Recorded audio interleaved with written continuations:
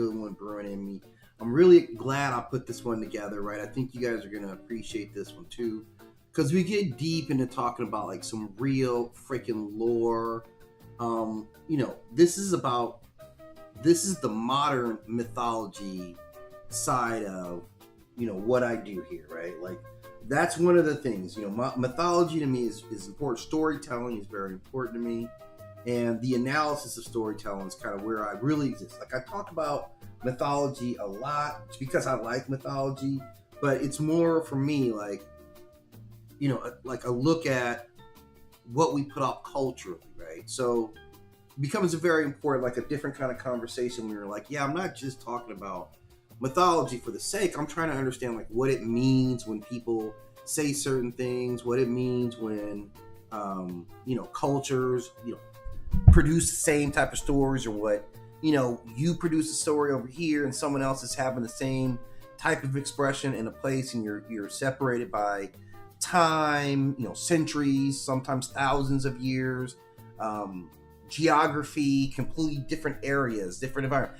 but sometimes you still develop very similar like cultural expressions. So your cultural expressions say a lot about your culture, right? Like I guess that I was just going a long way about saying your cultural expressions say everything about your culture, like what we produce, what we choose to watch, what we glorify, what we're like, what we marginalize, right? All that stuff is just a reflection of our collective culture. We are our culture, right? Even the stuff that we don't like still reflects our broader culture. So it's not always just the stuff that I'm into.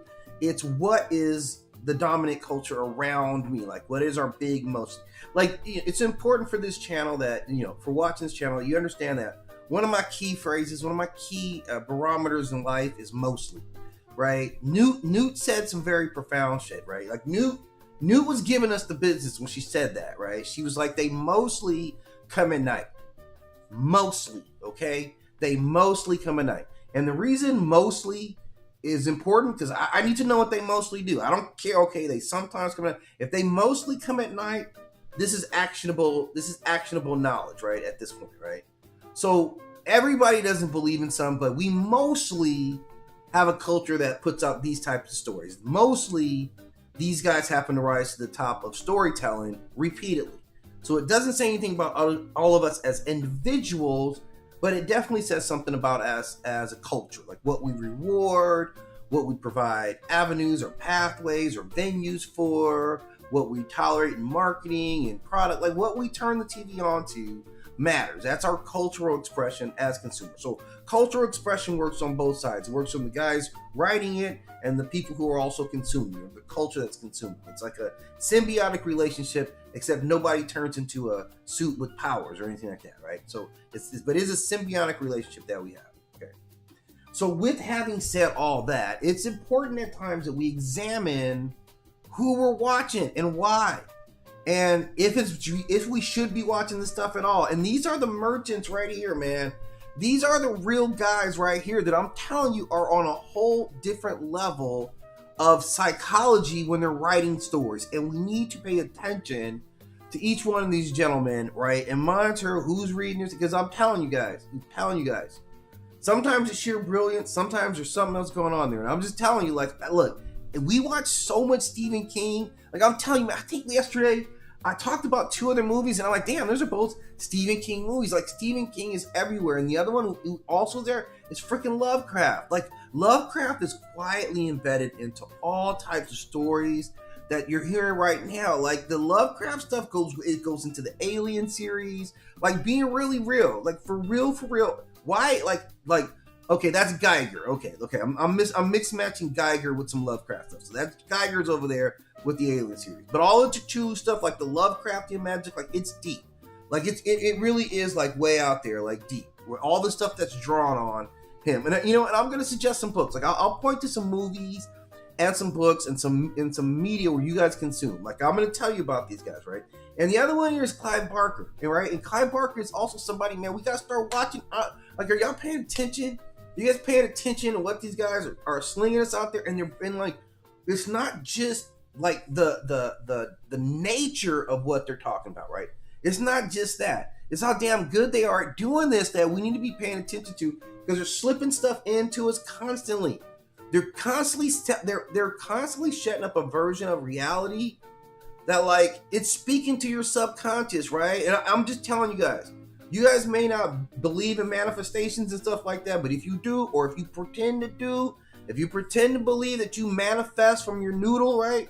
If you're saying that that's possible, then what do you think these guys are doing in your subconscious right now? And I'm not saying we can't enjoy their stuff, but I'm just saying that they have all introduced some information to my subconscious that I never would have gotten anywhere else.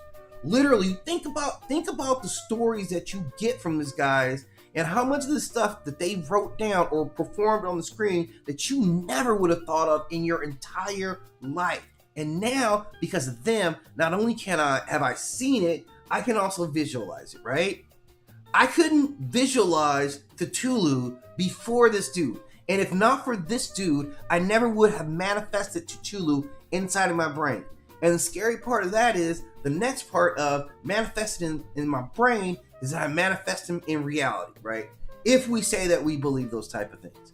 So this is the significance and the power of these nightmare engineers, because they're able to slip stuff into your subconscious. And who knows, one of you guys is probably working on manifesting something right now. Like, one of you guys out there is working on manifesting something. I bet the person, look, be honest with me, man. Anybody listening in the audience right now, like anybody listening, if you're thinking about manifesting something right now, just hit it up, man. Just be honest about it. Everybody trying to manifest something. You're trying to manifest this job that you want, right? You trying to manifest something you order online, get into your house. You're trying to manifest you're concentrating on that, right? You wish you were trying to turn yourself, or you're trying to manifest a reality for yourself that you have in your head, okay? And all that I applaud. All those things I think are great, right? Congratulations to you. And I'm simply saying that while you're manifesting some of that stuff, what if Cthulhu slips in there? What if Cthulhu gets in there because he was implanted in your subconscious? I'm strictly saying that. So I'm speaking only in metaphysical terms about how we looked at mythologies and storytellings in our not so distant ancient past, right? So not so long ago in the history of humans, we believe that these stories meant something. Like, saying these words means something, okay? It's not that long ago. South Park made an episode that showed us, like, just using curse words, right? You remember that?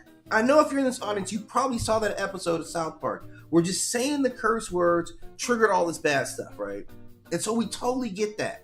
So I'm just saying, sometimes having this stuff around, like, first you manifest it in your head, and then you manifest that shit in reality, right? Like, plenty of people do it, right? Imagine this, like, you do it every day. Like, there's a person right now who's imagining himself hitting a jump shot. I don't know how many of y'all doing that right now. How many guys today or the last week have turned around and like, Kobe, why you shot a jumper? That's you manifesting. I'm manifesting this, right? I want to hit this jumper. We use all these different forms for trying to manifest our reality. Why do you think we play video games? It's a form, like, it is happening. As a character, on some level, in my subconscious, I just did that shit. I just did whatever it was that I was trying to do in the game. On some level, I beat that dude, right? On some level, I got all the way to Mordor. On some level, I beat a Sith Lord. On some psychological level, it feeds my brain that I did it. That's the power of manifesting. That's why we do this stuff, because we believe we can manifest. I believe I can fly, right? That's it, right? Even though we saw Icarus literally try, and he couldn't, but we believe we can fly. We believe we can manifest what we want, right? Fundamentally, like, see it, speak it, believe it, whatever that is, right? A whole bunch of different belief systems tell us that stuff. So what does it mean when you got this stuff riding around in your noodle too, right? Some stuff you would have never conceived of. And these guys are literally the masters of like creating different types of engineers of that type of imagery, that type of thought pattern, right? That frequency that I'm thoroughly entertained by. I'm telling you, the reason I know how significant this stuff is because I watch it all the time. And I'm like, wow, I am constantly watching this guy's stuff, and it's all scary. I mean, some of this stuff is just to a ridiculous level, man. To just an absolutely nonsensical level. I don't know if you guys watch Derry. the Stephen King series. I don't know what it was on.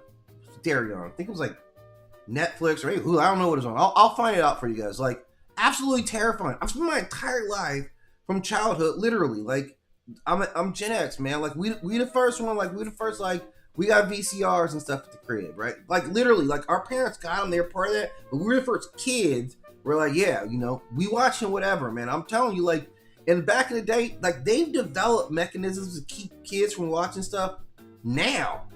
Okay? But back then, they didn't. They wanted to put out the crazy off-the-hook adult channels before they started saying that, yeah, kids can get into this stuff easy, like Maddie.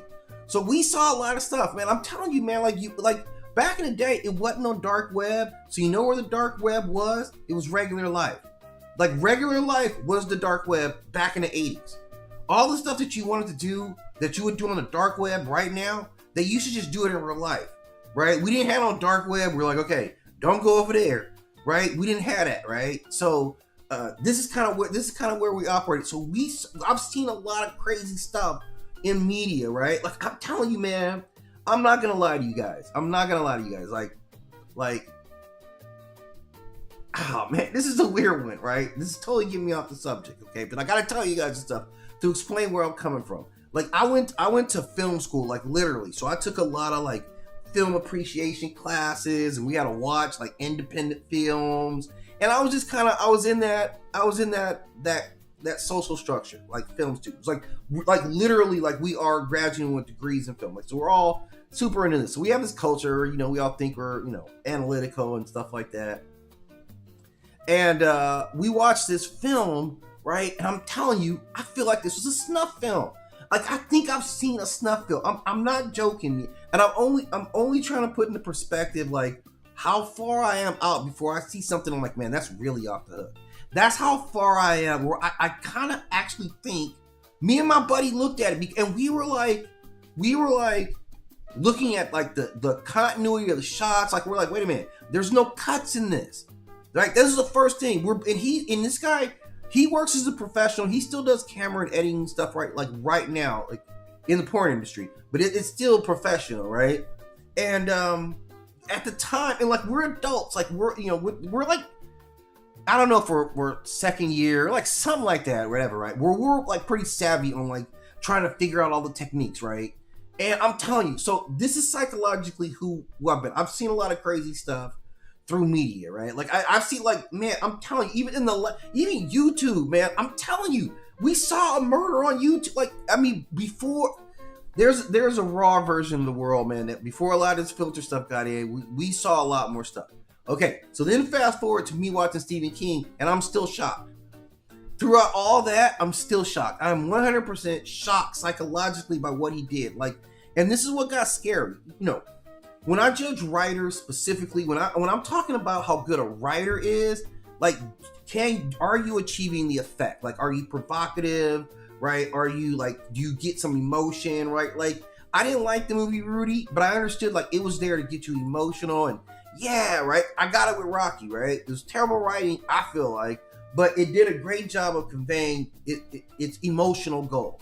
And that's all we can judge writers by. Like, are you using the techniques? Are people talking about it? Are people watching it? That's the true judge. That's the true metric. Like, if you achieve what you wanted to achieve in your messaging, that's well done, right? So these guys here are absolute masters of what they try to convey. And I respect that. So I look at that stuff. And at scale, these guys are prolific in ways that are uncomfortable with their ability to affect your psychological experience. When I was watching Stephen King, when I was watching Darius,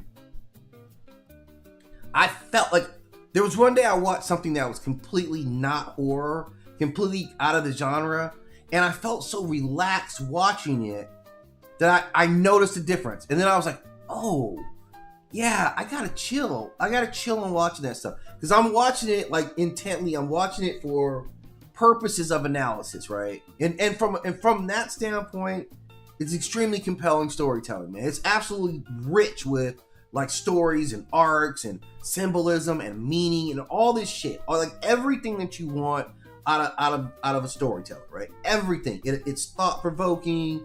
It hits you. You feel the emotion of it. You feel tension.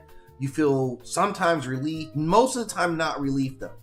Most of the time, like watching Stephen King stuff when he's at his peak, you're constantly kind of like, because I feel like something can happen. Some can happen no matter where they are.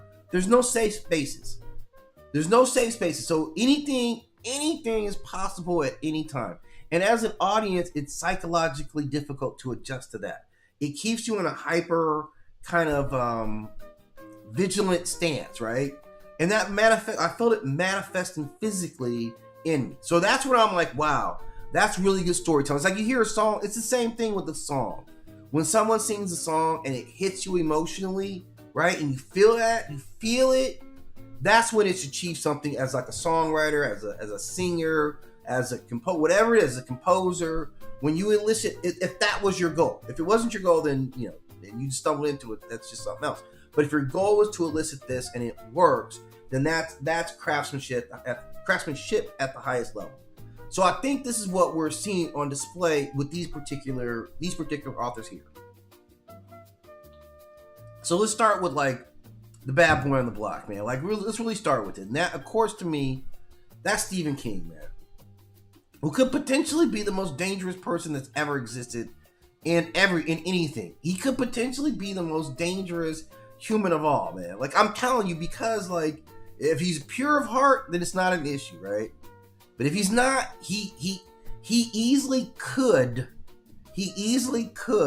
do everything that I say. Like even if you check out his own mythology, which is the way that you should judge. Like I'm gonna judge you by what you're telling me you think the world is, or what the world inside of your head looks like this, right? Okay, that's the world inside of your head.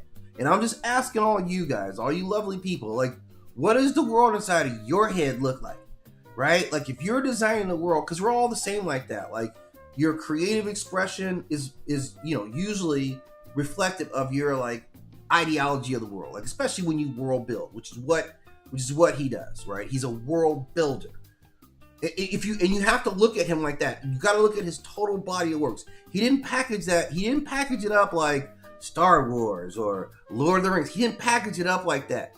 And it's more insidious because it works through books at an extremely exceptional clip, at an extremely high rate. Like he's elite in books, right? Clearly. And then he's also like television shows beyond anybody else. I don't know if there's another writer who's influenced American TV more than Stephen King. Okay? And I'm going to venture him that he's got to be among the most influential in movies. So we're hitting a lot of different audiences by the way you move. Like we don't all watch the same stuff. We consume our media in different ways, right? And if right now, like, and you know what? I do audiobooks, by the way, too.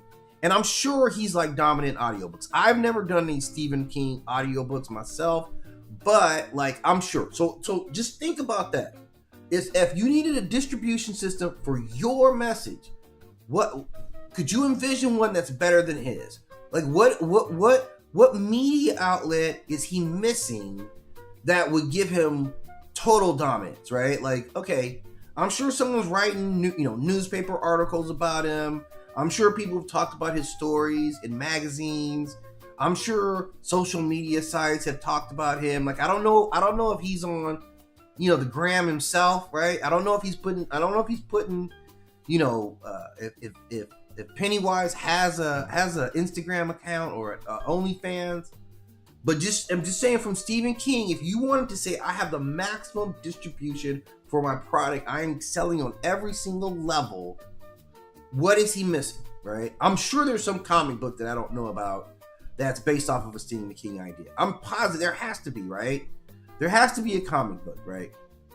Maybe I've never seen an animated, but I don't know all the stuff that he's done, and I don't know who's taking his stuff and you directed it and you wrote it. We don't know all that. I'm just saying that if you are paying attention, you'll realize that this guy, like, you think Michael Jordan's influential?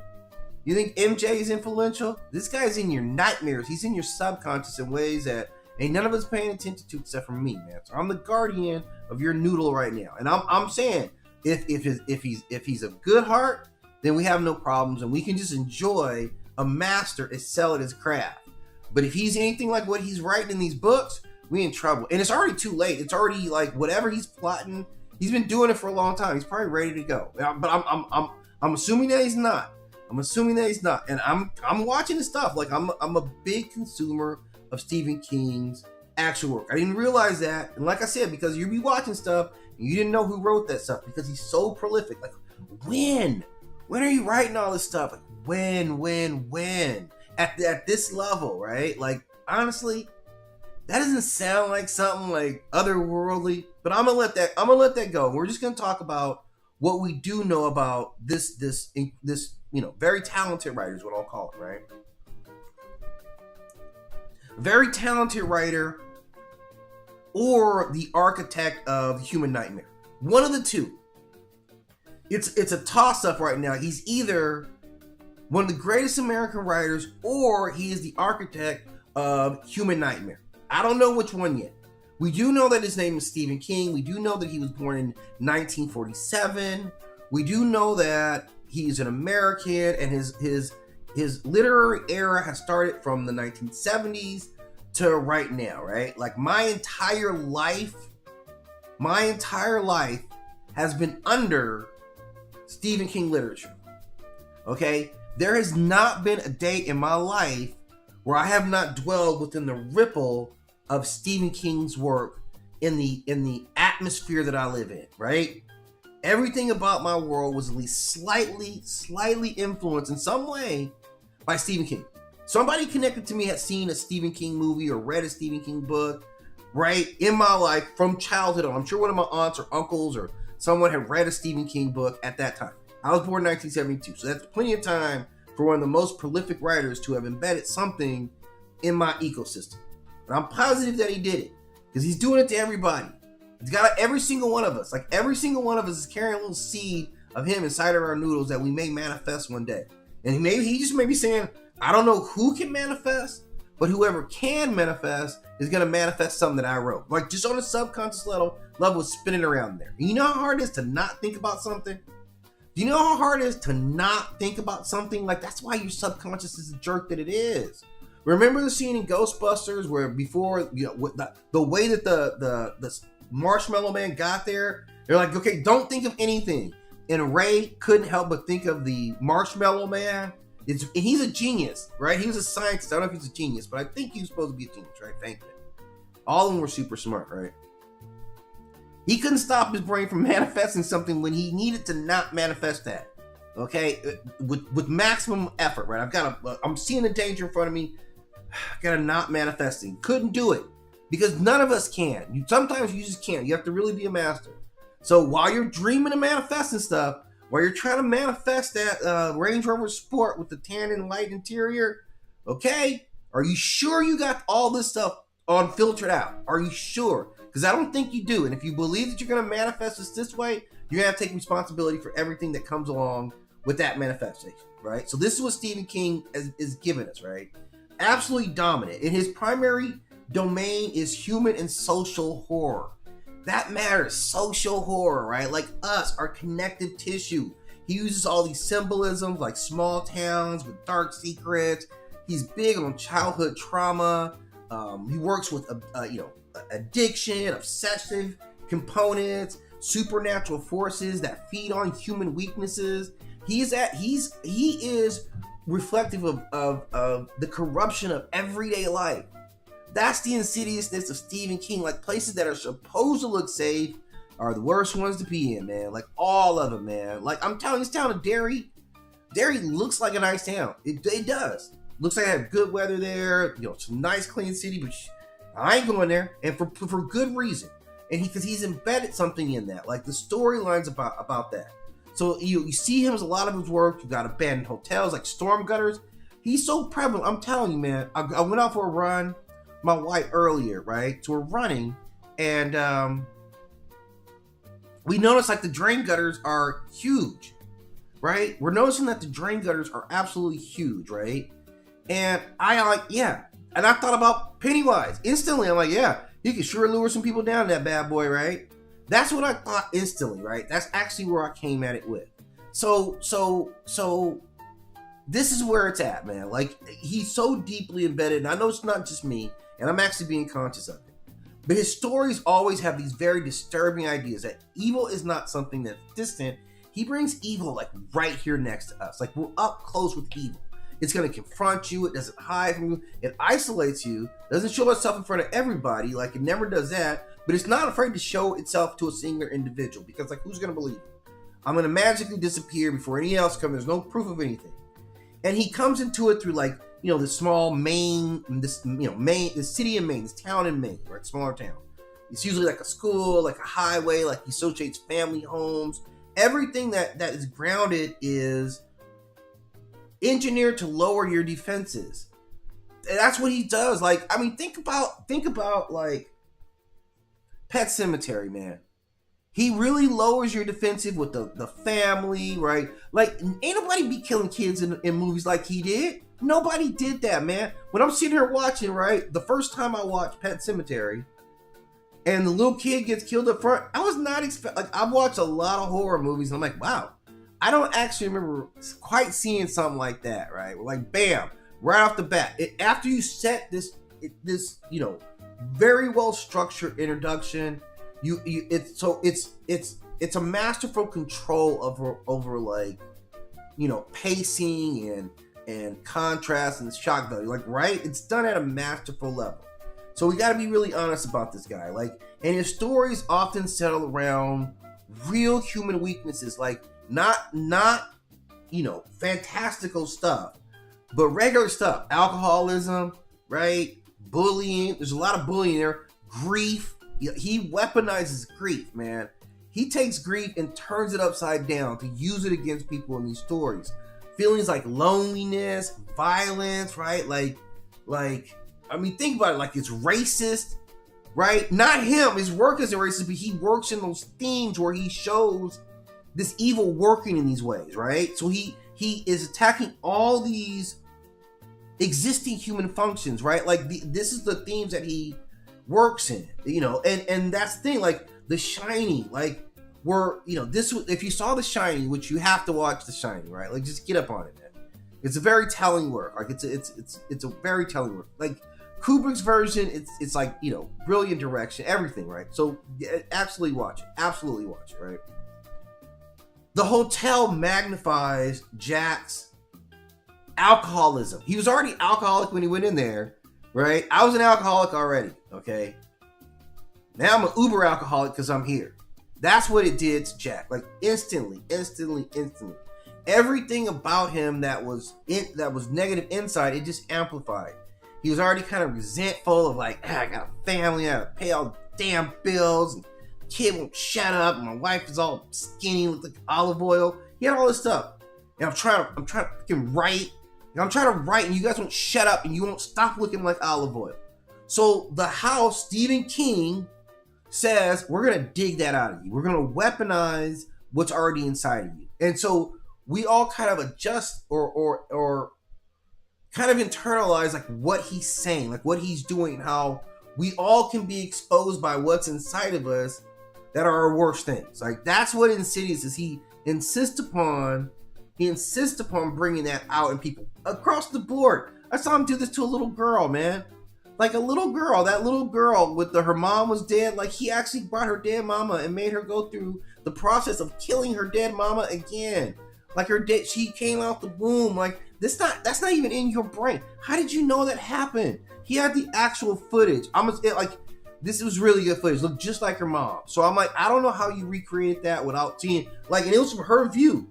Can you imagine that? Can you imagine, like, what's going on in your noodle? That's the imagery that you showed us. But this is what he's doing. Like, so he is next level on how he comes about these characters, right? Like, Carrie, think about Carrie. This is another one of Stephen King's work, right? She's this bullied girl. She becomes this vessel for destructive power. So a lot of times with him, the supernatural part comes later. The supernatural part is almost secondary to like what they're doing in showing human collateral damage. Okay.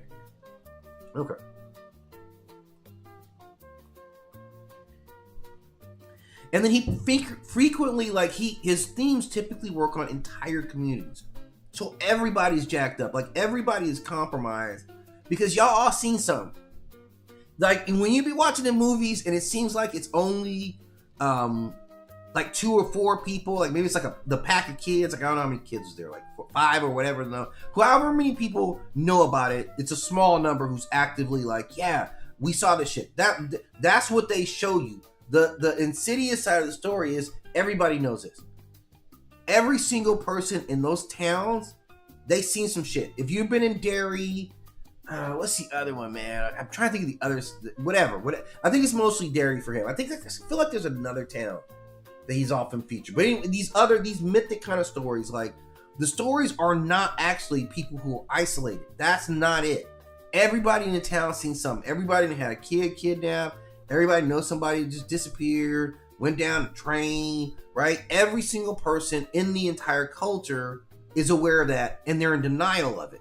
That's something that's very different from you're isolated and you're the only ones that are happening. You're the only ones who have accepted it on a conscious level and taken on the task of doing something about it, right? That's all it means. That's who you are, okay? Everybody else, they know. When you tell them like, I saw this, and that's what they know. Yeah, they're just in denial. This is the worst thing, that they're gonna let you live in that trauma instead of just saying, yeah, you're right. That actually is what's going on here, right? They won't do that for your sanity and theirs. For their sanity, they're like, yeah, screw your sanity.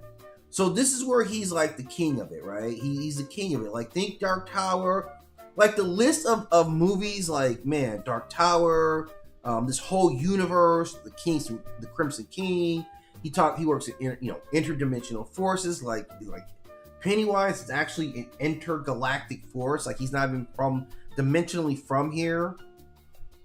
His stories are a lot of times like, working through alternate realities, vast narrations to this. So it's a lot of times it's a cosmic scale work.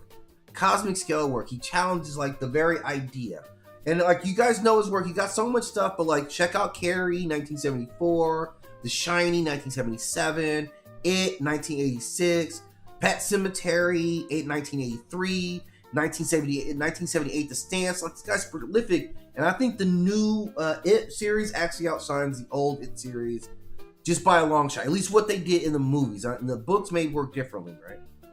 So his impact is like massive, right? Like Shining, It, Misery, Shawshank Redemption, The Green Mile, Doctor Sleep, The Mist. Like, come on. Few writers have had such a massive impact on cinema. Really, honestly, like, this is insane. Like, he gives you like a whole emotionally complex, character-driven at its core, and identifies things that we all know are vulnerabilities. Loving your mother too much, being independent, having a stutter. My daddy was abusive and he was touching on me, right? My family got burnt up in a fire and I carry grief with that. Those are the things that he says. Yeah, that's fuel for these certain type of things. So at the core of it, his whole body of works, like, they're very much tied into like anxiety, like his ability to produce anxiety in his audience. Okay, that's what a masterful storyteller can do. He's inducing intentionally, mind you. This isn't by accident that he produces high levels of anxiety. Okay, he knows all the techniques to induce anxiety in storytelling. That's him. He knows 100% everything that he's doing. So on a scale, like, if Stephen King is a good intent, if you are a good intent, man, I can't wait to get the next story going, homie. But if not, somebody besides me needs to start paying attention to this, right? So let's take a look at it. Okay. So after this fine American writer here, Stephen King, we're gonna talk about this gentleman here. Okay. Now this is oh, I'm sorry, didn't get you off there. Right, hang on. Okay, this gentleman here, yeah. Let's talk about this third gentleman here. This is Howard Phillips Lovecraft, or as you may well know him, H.P. Lovecraft, or as I may call him, the architect of cosmic nightmare. This is where he is. This is where he lives at. Absolutely masterful and very disturbing concept of the world. Very disturbing concept of the world, right? Now this guy is born, his lifespan is from 1890 to 1937. Extremely influential right now, by the way, and I'm gonna illustrate this. So this is an American, and he establishes his era was early 20th century weird fiction. Okay, and he is still dominant coming from this is how dominant he was. So he talks about a lot of forbidden knowledge, ancient alien gods, madness through revelation. Like you see something that's so significant that it drives you insane because you've seen this knowledge now. That's what he's talking about. When he's talking about Cthulhu, if you ever see Cthulhu, he's so massive in size that your brain literally isn't able to cope with it. You can't fully embrace Cthulhu.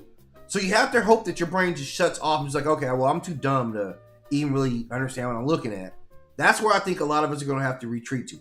Because if you can accept what he is, it means your world is now destabilized.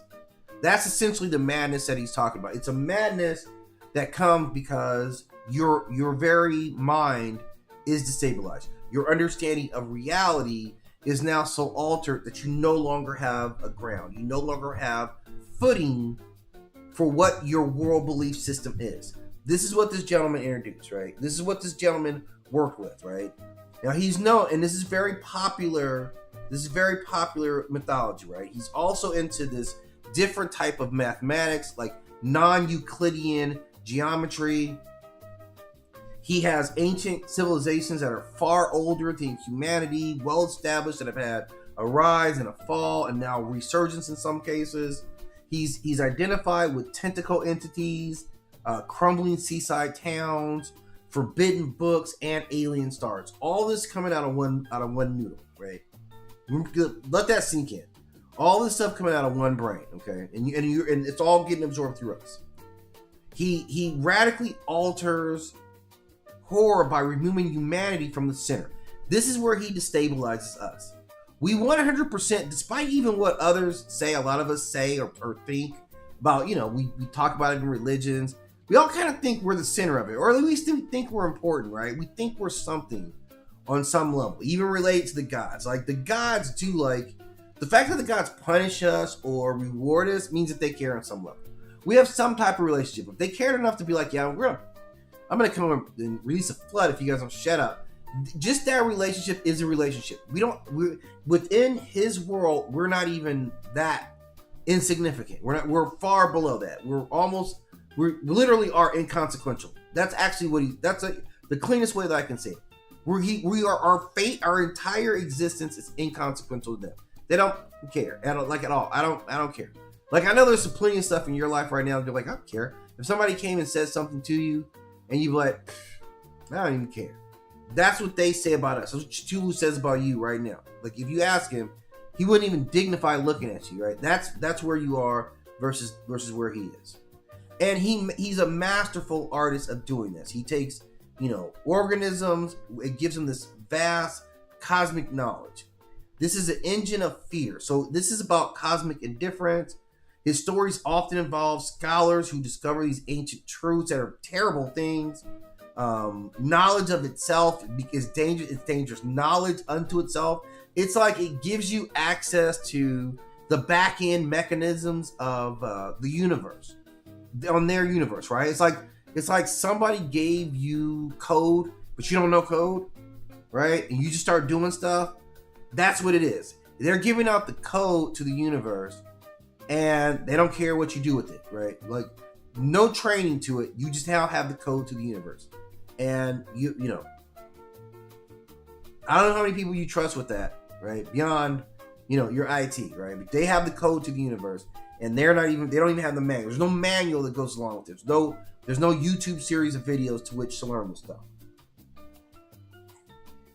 So they have some major deities: Cthulhu, Yog, Sothoth, Azthoth, Narla, Hotep, right? Beings that are known independently, like in different mythologies and different stories. They've been leveraged in more modern myths and things like that. So they all represent cosmic forces that are beyond human comprehension. He also has fictional books, very powerful fictional book. You can see it there. The Necronomicon. That's the Necronomicon that we're looking at right there. So that's also significant. That's a whole like deep mythology. Like the Necronomicon is why you get Evil Dead series. Evil Dead series is the Necronomicon, 100%. So you get, it's like, think about it. We've had like 4 Evil Dead movies and an entire series. And I watched the entire series. It's one of my favorite shows. Ash versus Evil Dead. They're fighting against the Necronomicon. That's 100% what it is. And that means that's Lovecraft mythology. That's Lovecraft mythology that had a movie and a TV show within the last, like, I don't know, 10 years, right? I think the last movie might have been like 4 years ago, right? So that says a lot about how powerful this guy's been. You know, look, his works came out in 1928. This is like, okay, let's see how deep he is, okay? His first literary works, The Call of Cthulhu, comes out in 1928, and it's about researchers who discover evidence of an ancient cosmic cult. Okay, 1928, we're still talking about Cthulhu right now. The Shadow over Innsmouth, 1936, is about a coastal town that hides a horrifying secret tied to oceanic beings. In The Mountains of Madness, 1936 as well, explorers in Antarctica uncover the ruins of an ancient alien civilization. 1927, The Color Out of Space is a meteorite introduces an incomprehensible alien force to Earth, right? Some very large concepts that this gentleman is writing in, right? And he's had a massive cultural impact. So let's talk about his influences extended far beyond literature, right? Ideas he never could have even envisioned, or maybe he would have envisioned, right? But he inspired Alien, right? So I am right. He inspired Alien. The Thing comes from this. Bloodborne, True Detective. Countless horror writers and filmmakers are leveraging off of his work. He has massive influence. His horror reveals terrifying possibilities of alternate universes that oftentimes are like pain and you know, like deep sinister stuff. There's no upside. His cosmos does not include an upside for anybody. There's no sanctuary. That's kind of the deep part of it. There's nothing soft about this picture. He's a nightmare is cosmic influence. Like, that's what he is, right? I mean, it's terrifying because like I said, man, imagine stuff he wrote in 1927 is appearing in stuff right now. Like, this is massive how long his arc is. And that's for a reason. I don't know what the reason is. I have no idea why. And maybe we need to work together on this one. Maybe we really need to get together on this, right? Because this is beyond normal, right? This is beyond it. Okay. The other guy is this Clive Barker dude, right? This Clive Barker, right? Another guy, this is the architect of the flesh nightmare, right? So we've seen like the psychological master, we've seen like the cosmological nightmare, and now we're seeing the flesh nightmare when we talk about Clive Barker, right? And Clive Barker is, again, exceptional influence, one of the major influences in like filmmaking and cinema, right? Like, that's who this guy is, right? Born 1952, this is a British national.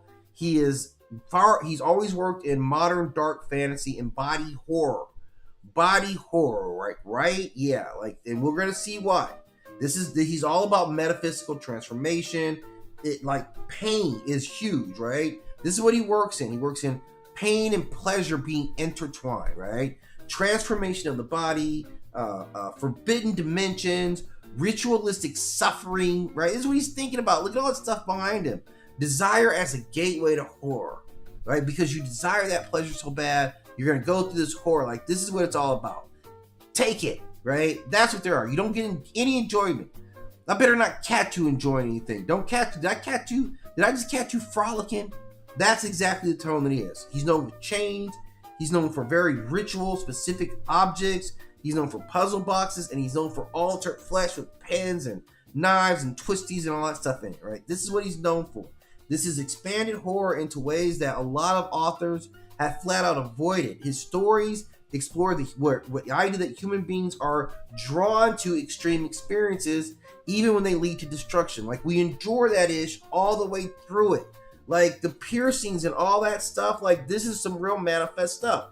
Now, again, I'm going to tell you guys a story that's right in line with this, right? In my early days, like I said, I went to film school, so I had some interesting type of classmates.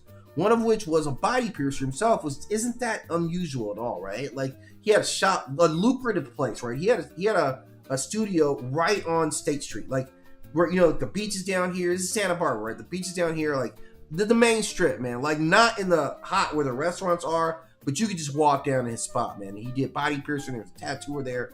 So, you know, these guys were making bank. Like, these guys were like making bank, and he was going to school, at film school with us. He was photography and all that stuff, right? I mean, he was making bank. This dude had a boat. He lived on his boat. Like, he was doing it, man, 100%, right?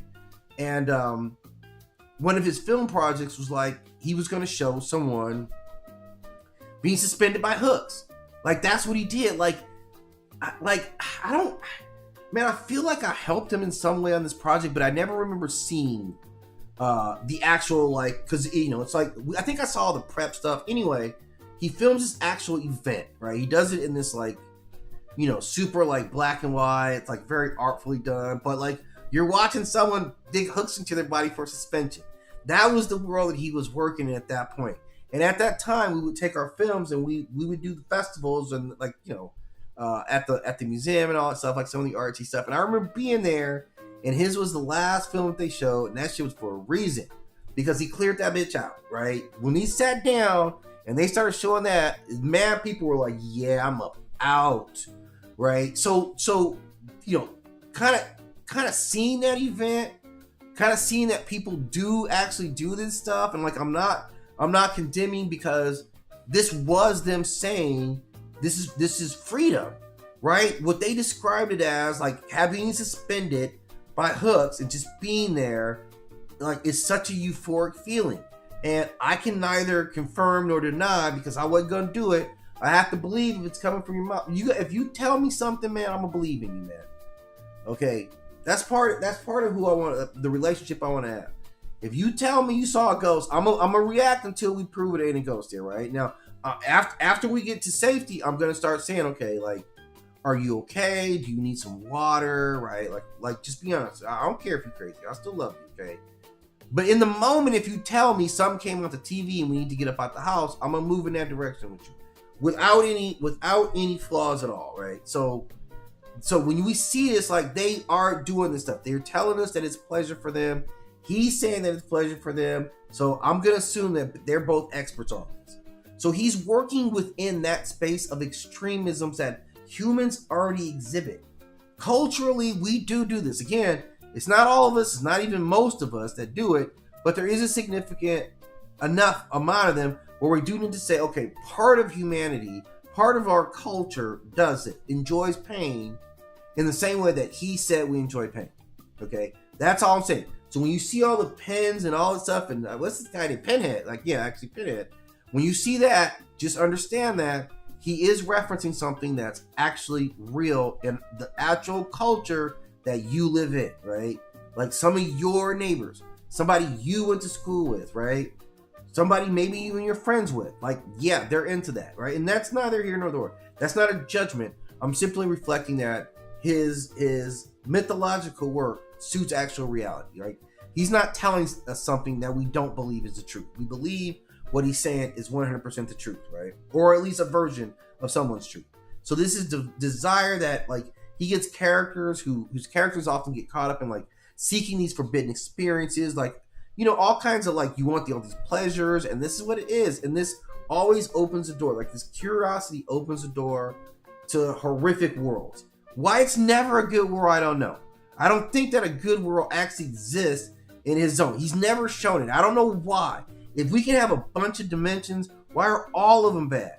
I'm not opposed to saying that there shouldn't be some that are bad, even most, right? Like, even most, okay? But there's none that are bad. Like, that you saying a lot about yourself and what you're showing us with the world. So this is who he is. And you see this whole mythology that comes out of it, you know, with these Xenobites who were introduced in the Hellbound series or Hellraiser series, or it was the books where they held bound a heart and these were these extra dimensional beings that centered around the Lamet box, right? The Lamet configuration, I think it's called, yeah, which is a puzzle box. And all these entities, they were explorers of sensation. That's what they were all about. They weren't necessarily demons. They were pain and pleasure are indistinguishable from each other. That's the central premise that they're operating from. Now I say no. I say hell to the no, right? I say absolutely not. What did Chris Brown said? Yeah, hell no, right? Nonsensical, right? So that's ideally what his principles are. And again, for some humans in our culture, that's 100% the truth, right? So we actually see that. So we look at more of his series, right? And we've got, the Hellbound Heart, 1986. You get the Cenobites and the Puzzle Box. The Book of Blood by 1984-85. This is a collection of short stories, kind of redefining this whole horror genre. Imagic in 1991. That's what's a vast exploration in the parallel dimensions. Weave World 1987. So this is it, man. Like, he's been prolific and steady and strong, right? His impact defines body horror cinema. I mean, honestly, it's becomes one of the most recognizable horror franchises of all time. This is Hellraiser. Everybody's seen something of Hellraiser. I don't suggest, it's a tough watch, man. It's a tough watch. I'm not gonna lie. I actually, out of everybody's stuff here, I least watch his stuff. Not as any kind of a disrespect to him. That's actually yeah, that stuff's pretty raw, man. That's really what Hellraiser is raw for me. I'm not gonna lie. Whatever I say about Stephen King, I still watch it, but Hellraiser is a little much for me too. And that's because he's good at what he's selling, and I'm not comfortable with it. I can't sit and be comfortable with it because the way he visualizes it, he has a recognizable visual look. And we see others who've been influenced, like Guillermo del Toro was also influenced by this. So he has a heavy modern dark fantasy aesthetic because he kind of, you see sadomasochistic culture in that, I don't know, it seems like he kind of fringes on gothic look with the that fringe part of gothic culture, and we'll see why. And there's a masterful ending to all this stuff. Guys, I haven't even dropped the deepest part of this yet. As I've broken down each one of these massively influential writers, I haven't even shown you guys what the very powerful message behind all this is. But I'm gonna get to this, right? So we see what we built, the guys that we see who have developed this, and think about how far out and how far reaching all their work is, right? And at the center of all this is one unifying figure. And I'm going to show you who this unifying figure is. He's probably the real master, right? And you guys really need to take a check in at this, right? This is the guy who's behind every single thing that we've talked about. Maybe one of the most dangerous humans to ever live. Oh my God. Okay, where are you at? Where are you at? That total my absolute shocking reveal. All right, let me get back to my shocking reveal now because hang on one sec. Okay, this is my shocking reveal. This is the mastermind behind everything that we're talking about, right? With these guys, it is this guy, Edgar Allan Poe, 100%. All these guys that we've talked about, King and Lovecraft. All these guys have heavily been influenced by this gentleman here, Edgar Allan Poe. And he was the first guy to explore most of the concepts that we're seeing. He is the keeper of the mind. He is the primordial architect. For everything that we see descends from Edgar Allan Poe in the most literal of ways. His stories explored madness, guilt, obsession, paranoia, buried secrets, like the Raven, right? The fall of the House of Usher. All these things are about instability of perception, like losing your reality around you. The mind is not a safe place. This is what he told us. This is what, let me get this out of here. This is what Edgar Allan Poe introduced with his writing, is that the way that you perceive the world itself isn't necessarily reliable in any way. I'm taking away every safe space that you can imagine. The world in your mind is not a safe space itself. Your mind itself is a labyrinth that will pull tricks on you, that may even be antagonistic to you. The idea that your own brain could be antagonistic to you, that's really ripping the literal carpet from beneath my feet, right? That's what he mastered in, and that's what he introduced. Whereas King, like Stephen King, is the keeper of humanity. He governs like stuff in human society. His horror comes from family, schools, towns, relationships, trauma. The supernatural enters to these human spaces and exposes what we're capable of, like we see in The Shining and Carrie. So he lives within like communities, is where he operates, inside of a high school, inside of a town.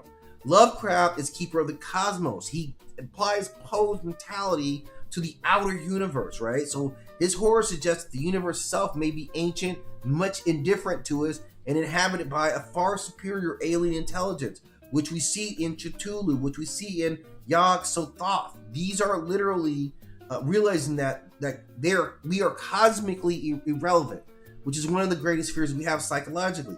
Clive Barker is the keeper of the flesh, so he is the apostle of the realm of transformation, right? He explores desire, pain, pleasure, mutilation, boundaries of the body, right? Cenobites, like the entire Hellraiser myth. So all these realms of horror fit within Poe, right? Lovecraft is the cosmos, right? King is the human, Poe is the mind, and Barker is the flesh. Each one attacking like a different, like he attacks the framework. The mind is the framework first. And from the mind, every single thing is about the influence or the effect of the mind. Digging into the mind, using the mind against you, using the mind's desires, all these things that you would manifest, your fears, your desires, your like place in the universe, all these things are under attack at the behest of Edgar Allan Poe. And you can see, if we look at it that way, and those four pillars, they all center around what he established first, and what he was really like influential for every single one of these, because he reframed how we were able to start to perceive this is how the universe is. This is what we are. This is what our place is. So, as always, like it's always a great pleasure to introduce this information to you. I hope this has been useful for you, and I look forward to sharing other segments. I don't have my prep for tomorrow yet, but I'll probably be on tomorrow about 11. I should have a couple of good pieces for you then. In the meantime, in between time, I ask that you hit that like, subscribe, share if you choose, think it was worthy. I do put in a lot of work, and I'm definitely appreciative for like how you guys have been embracing and supporting my work. So as always, much appreciation. I'll be back soon. Make sure you hit that like and subscribe, and